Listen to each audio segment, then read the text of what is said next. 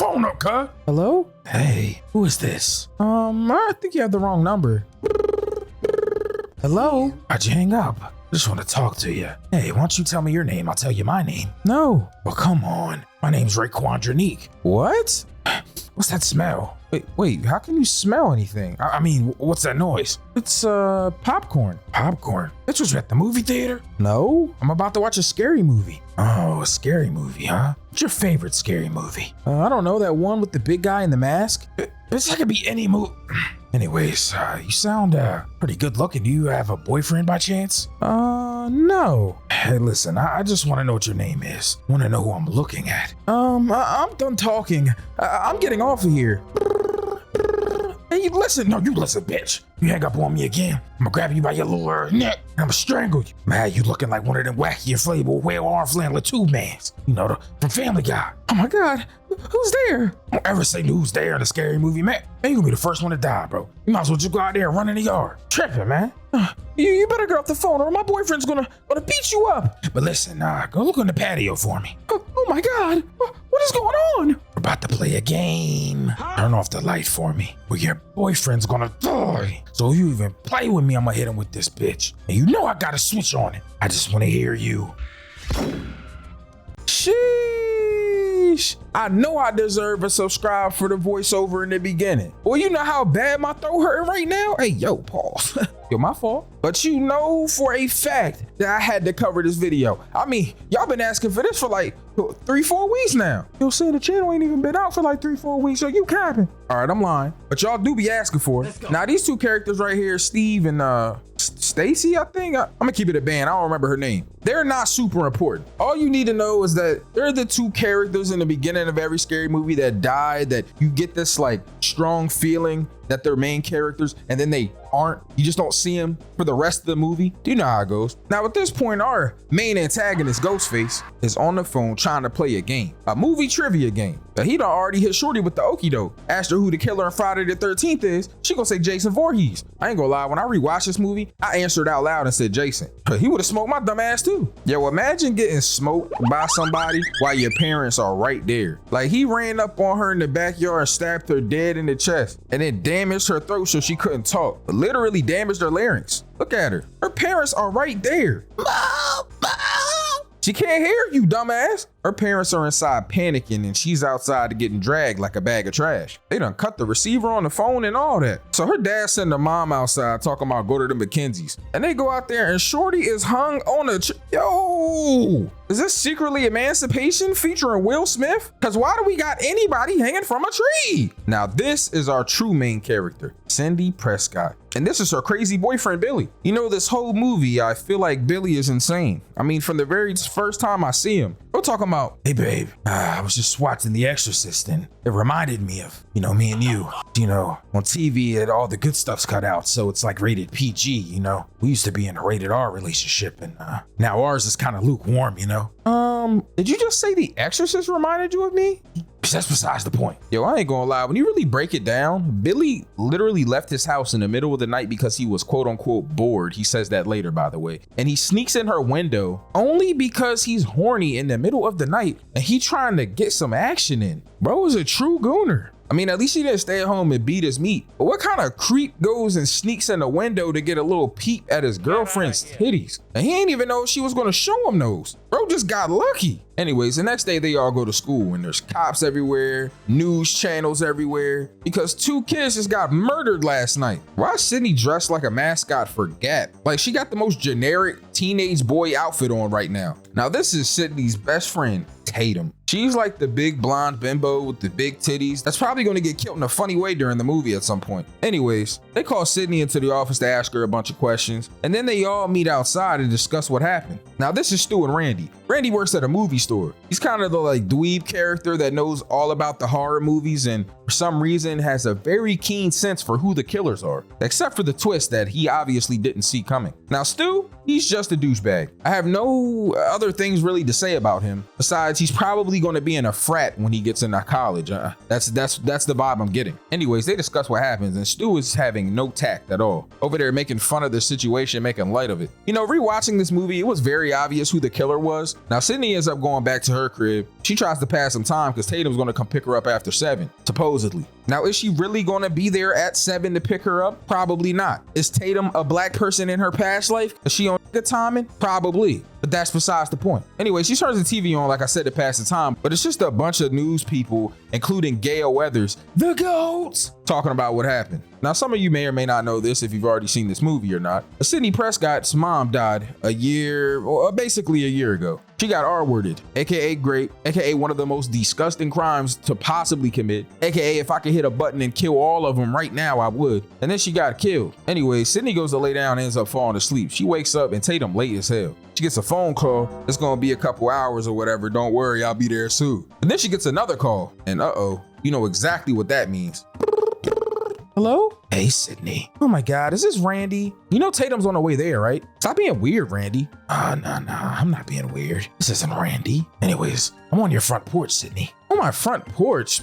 You know what? I'm gonna call your bluff. And Sidney does the most white girl in a movie thing I think I've ever seen by walking outside on the porch. Talking about I'm gonna call your bluff. How about you stay in the house and lock the door? Cause what kind of dumbass just goes outside? And she started digging in her nose talking about, what am I doing? So she about to hang up. And bro says, you hang up on me, you're gonna die. Just like your mother. So she go back in the house, bro, and lock the door. And then the killer pops out. And you know it's time to get busy. Hey, I ain't gonna lie though. Sidney was putting up a straight fight until he banged her head on the ground and gave her a concussion. But that's besides the point. Anyways, she kick his dumb ass, go running upstairs. Yo, Sidney kind of fast, bro. I ain't gonna lie. Yo, put a football in her hand. She had the little trick on the door too, so he couldn't get in there like her dad did. She got on the computer because they cut the line, and she called a 911 on the computer. She kind of going different right now. And right at this time, Billy pops into the room. And what is that? Yo, I ain't gonna lie, bro. This the kind of phones they had in paid in full, because what the fuck is that? Yo, they couldn't even play Snake on that joint. Anyways, the fact that he climbed into the window and then dropped the phone made Sidney feel like he's the killer. So she go running downstairs and, oh, it's my guy, yo,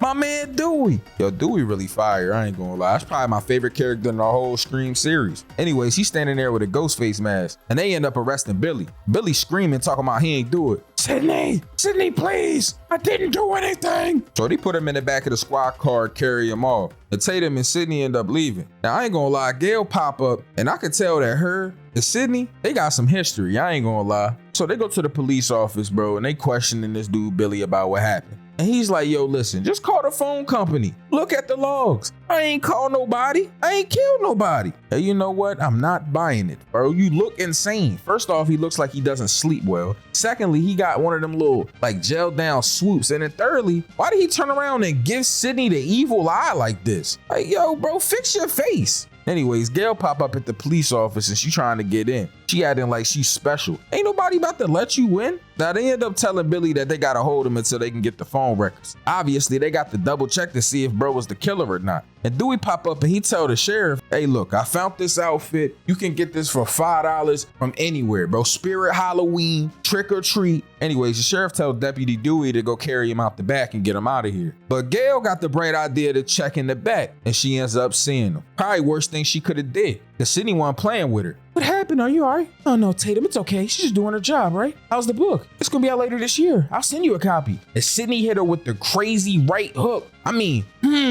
gosh, God, really knocked her dumb ass out, bro. I ain't gonna lie. Yo, she punched Gail so hard, I know she broke a couple knuckles in her hand. Anyways, they pop back to Tatum crib, and somebody calling Sid. Now Sid is like, yo, is it my dad? And Tatum mom like, nah, somebody else. She get on the phone and, hello, Sidney. Oh, your innocent boyfriend doesn't have a chance with you. Looks like you fingered the wrong guy, like me in high school. What? Pause. So we get off of the phone and all that. Dewey come running downstairs in his underwear with a Glock 9. Like, hold on. Do they got corn Chex Mix at breakfast? Who is eating that? Anyways, they end up going to school. Dewey tells her that they pulled the call logs and it wasn't Billy that made them calls. So they let him go. Bro, it's every newscaster in the world harassing her right now, especially Gail. Except for Gail's in the truck fixing her big bruised eye. You stop right there. Please just talk to me. You owe me. Oh, my mother. Your mom's murder was the hottest court case. Somebody had to get it. What's your problem? Cadbury's in jail. He's gonna get the gas chamber. That's not gonna help anything. Your mom's dead and the book's coming out. You know what, Gail? My problem was that you called me a liar. Well, I feel like you falsely identified someone. No, he took my mom and he raped her and then he killed her. There was blood on his coat. Yeah, there was blood on his coat that you seen someone wearing, but he was drunk that night. It could have been anybody with that coat on. Oh no, not so sure anymore. So at this point, it looks like there's a killer still on the loose and you got somebody wrongfully accused that's in prison. Anyways, that's beside the point. Sidney is getting completely messed with at school. There's literally dudes running around with the Ghostface mask and costume on. Dudes is tripping right now. Anyways, she ends up running right into Billy. And Billy like, man, I ain't do it. I was in jail, remember? It shows her his fingertips that have a bunch of black ink on it. Now, keep in mind before I talk about this next part that Sidney has just been traumatized completely, chased by a murderer and almost died. And this dude is talking about himself right now. And I just feel like, I don't even got my girl no more. You ain't give me no Gucci in like a year, man, since your mom died. Like, man, you can't bring your mom back. It's like, my mom, she got divorced. You know what I'm saying? They not coming back. Foreshadowing. Anyway, Sidney goes to the bathroom. Oh yeah, you remember the principal, by the way? He expelled 2 guys because they've been running around with masks on. I don't know why that's important, but it happened. Anyways, Sidney's in the bathroom and she hears 2 girls completely going in on her, talking about how she's like mom and she's all delusional now because her mom was a slut. They called her pathetic and dipped out, saying that she could be the killer, which is crazy. Now, Sidney starts hearing stuff in the bathroom, and at first she thinks it's, the air conditioner hissing, but then she hears her name getting whispered again and realizes that there's probably someone in one of the stalls. Now, the reason why she couldn't see their feet is because they're standing on the toilet, but then she sees the boots. And right then she realizes, I gotta get up out of here because this killer's about to try to do me in the bathroom. And that's probably the worst place for me to get smoked at. Like, you about to kill me in the bathroom? I'ma smell like trash, dirty toilet water, and tampons. Anyways, Gail's trying to get information. So she tries to do the whole, oh, I'm cute. Please like me, Dewey. Please let me manipulate you thing. The thing that like really attractive women do to guys that aren't as attractive and they don't have a lot of self-esteem. But she actually ends up liking Dewey and she's a pretty good person. So it works out in the end. Now, because of all the tragedies that's been happening at school, the principal has announced that everybody there has suspended classes. This makes Stu get all excited and talk about an impromptu party at his house that night. Anyways, the principal keeps getting knocks at his door and he's like, oh, let me open the door during a serial killer outing and see what's going on. Yo, was that Freddy Krueger right there? Yo, his name Freddy got the Freddy sweater on? Oh, cause this a Wes Craven movie. Yo, I ain't gonna lie, that's fire. I ain't gonna hold you. Anyways, he's trying to find out who's been knocking on his door, but he can't find anybody in his office, except for in the one place that he didn't look, cause he's a fucking idiot. Behind the door. Oh my God, why are you stabbing me? Before I die, tell my wife I'd never loved her and she smells a little. Now, Tatum and Sidney's at the crib having a conversation, and Tatum is giving Sidney some information that she probably didn't want to hear, that she thinks her mom's a whore. Well, I think your mom, she was a little bit of a skis, and after a while, it's like, it's a rumor. Well, obviously, they can't really prove a rumor, you know what I mean? But it's probably true, Your mom's a whore. Anyways, Randy's at the movie store and we're having a discussion about horror movies, and Randy knows everything about them. Yo, son, I ain't gonna lie, yo. You think that now Billy's all crazy and shit? That I might got a chance with Sidney, son? No way, dude. Like, there's no possible way that she would ever do anything with you. Like, come on, dude. Yo, anyway, son, it's obviously Billy. Like, he looks like a grade A sociopath, son. Hey, what was that? Oh, shit. Oh, Billy, what's up, man? I was just saying how cool you are, son, and how your teeth are so straight and perfect. You know what I'm saying? That you look like Chip Skylark from Fairly Odd Parents, son. Oh, okay. That's what I thought you were saying. Stop playing with me, cuz. Yo, my fault. Now, the whole town is shutting down early because of curfew. And Sidney and Tatum are trying to get things together. The whole time this is happening, though, they're getting followed by the killer, which makes me feel like, how is that possible? Anyways, they find out that those calls came from Sidney's dad's cell phone. Anyways, Dewey drops him off and he tells him he's gonna be on guard, making sure that everything is cool and not to get too lit or he's gonna have to report him. So they're going to the crib and, Stu in there with a big pipe of funnel and beer. You know what type time he on. I told you he was gonna join the frat. Bro moving like Channing Tatum in 22 Jump Street right now. Anyways, Dewey ends up pulling on Gail and scares her half to death. Sorry, I didn't mean to scare you. Oh, it's okay, Dewey. How are you? Yeah, I'm cool. I was thinking about maybe going in, if that would be okay. I guess I could take you in there. They probably would like to meet you anyway. You're famous. So they ring the doorbell and they go in there, bro. And Stu's like, oh my God, dude. It's the shorty from the channel thing and Gail. It's Gail, man. Whatever. You know what I'm talking about. She's hot. So they go into the crib, bro. And Tatum is tight right now. Like, why are you bringing her in here, first off? But second off, why are you in here? You're 25, Dewey. You in here with all these teenagers. You're a grown man that looks 12 in the face if it wasn't for that mustache. Anyways, Tatum goes into the garage, bro. And come on, did they have to make her nipples hard in this scene? Anyways, Tatum goes to go get a bunch of beers for everybody, but the door ends up closing and it's locked. And then on top of that, the garage won't open all the way because Ghostface closed it. How did he even get in there? Anyway, she go up thinking that it's some sort of game that Randy or somebody else is playing. And she's like, oh, let's play a game. You want to play Psycho Killer and I'll be the victim? Ain't no game, shorty. That's why he just pulled a knife out and cut your arm. Yo, I ain't gonna lie. They be punishing Ghostface. Like, he's probably one of the most clumsy killers, bro. She hit this dude with a freezer door, threw 2 bottles of beer at him, and he done collapsed. Why did she try, instead of, I don't know, beating the killer up while she had him on the ground? Why did she try to crawl out of the cat door? Anyways, as soon as she climbs in there, you knew where this was going, bro. Her head gets caught. And then he opens the shed door and her neck slams into the top of it. And right as this happened, guess who comes to the front door? If you guessed Billy, then ding, ding, ding, ding, you're right. So Gail set up a camera in the van, but there's a 30-second delay. This is going to come back later and be very important. Just hold on to that fact. Anyways, Billy goes upstairs to talk to Sidney, and they're having this whole discussion about everything that's going on. And Sidney folded like a wallet. Bro, she went in there and folded like a Pilates class. She folded like fresh linen. I mean, she folded like anything that folds. Origami, my nigga. And she got folded like a pretzel, bro. He took her virginity. The #1 rule of scary movies is don't lose your virginity. Randy tried to tell y'all that. You know I love you, right, Sidney? Where'd your accent go? My fault.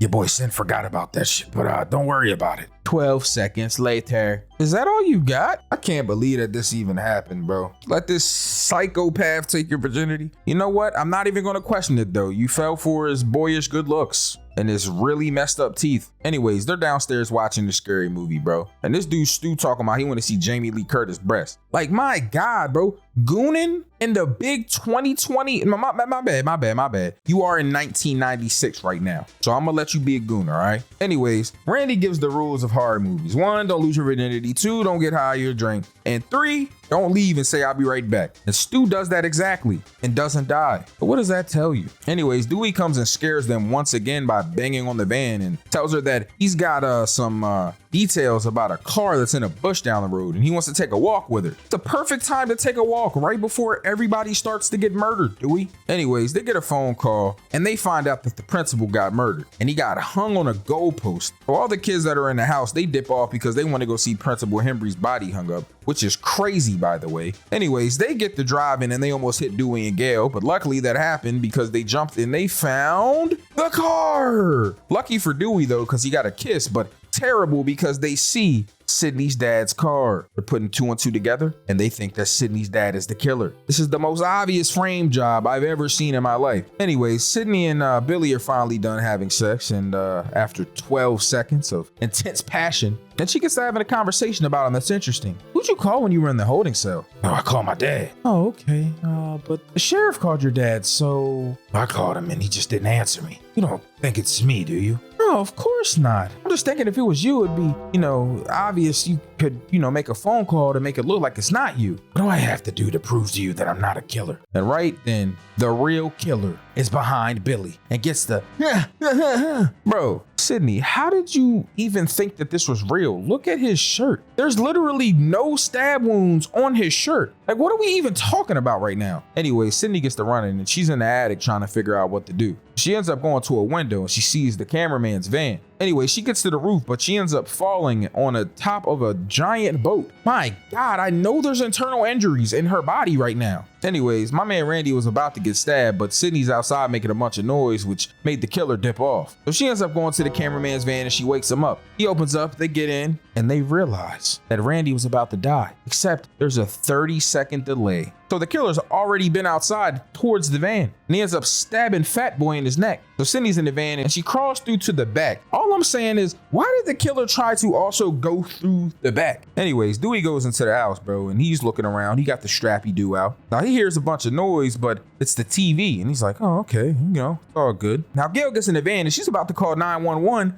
But Randy pops up. She smacks him like 18 times with the phone. Now this causes her to get startled and she speeds off after realizing that her compadre, her cameraman, is dead and laying on top of the van. So she makes a bunch of moves, gets him off of the van, and ends up crashing and smacking dead into a tree. Anyways, Sidney ends up going to the house and Dewey got stabbed in his back, both physically and figuratively. Anyway, Sidney's trying to start the car up, but the keys are gone. And this dude, Ghostface, done opened the trunk up. So she get on the dispatch. Oh my God, please help me. I'm at 236. I wish I could go woods. And this guy might kill me. So we get to trying to stab her. She run up, she go in the house. Randy come popping up and Stu. They're both yelling at her.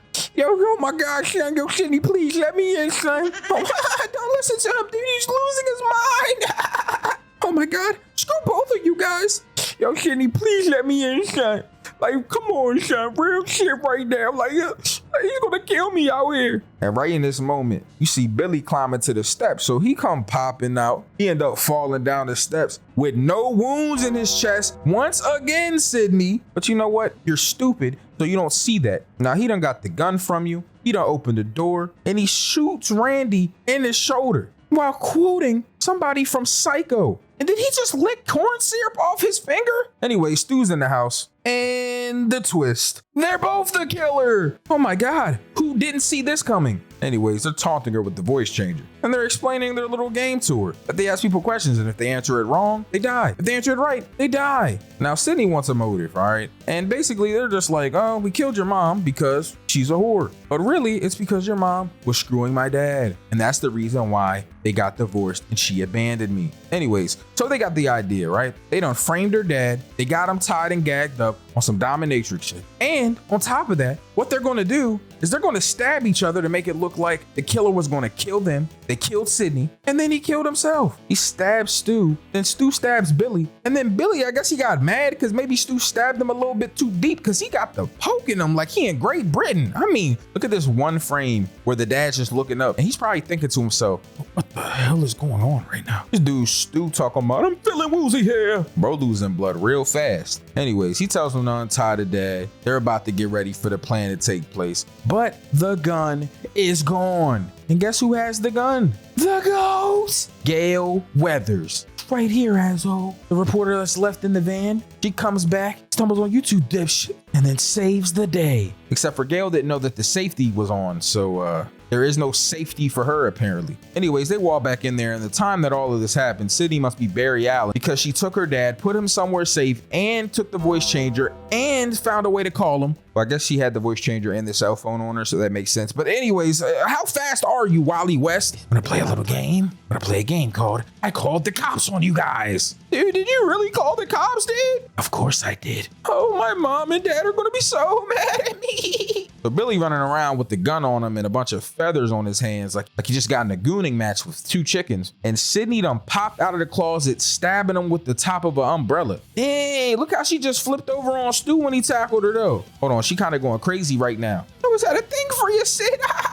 Yep, and I have a thing for you too. That's why I just smacked you with a potted plant. And then I dropped a TV on your head. Oh my God, did he get electrocuted? Billy on the ground and he's passed out. And never mind, he's up. So he's about to strangle her, right? And I'm like, all right, what's about to happen? And then Sidney stabs him in the chest with her finger though, puts her finger in the hole of the stab wound. And then Gail comes in with the clutch. The goats. Smoke his dumb ass. So they help Randy get up and they end up slowly walking over there. Billy woke up and they shot him in the head. Not my movie. Anyways, her dad pops out of the closet. He's fed up with this, obviously. Like, he's really calm though. Like literally, like all of this happened, but he's like not even reacting crazily. Like he's already dealt with some bullshit. Like honestly. Anyways, everybody's safe. Everything's fine. Gail got her super, oh, I'm the best. I saved everybody, so my book's gonna sell story. And we lived happily ever after. And by happily ever after, I mean there's probably going to be a sequel where killers come back somehow, or there's some other killers. And I know that you guys want to see that, so make sure this gets at least 3,000 likes, and I got you.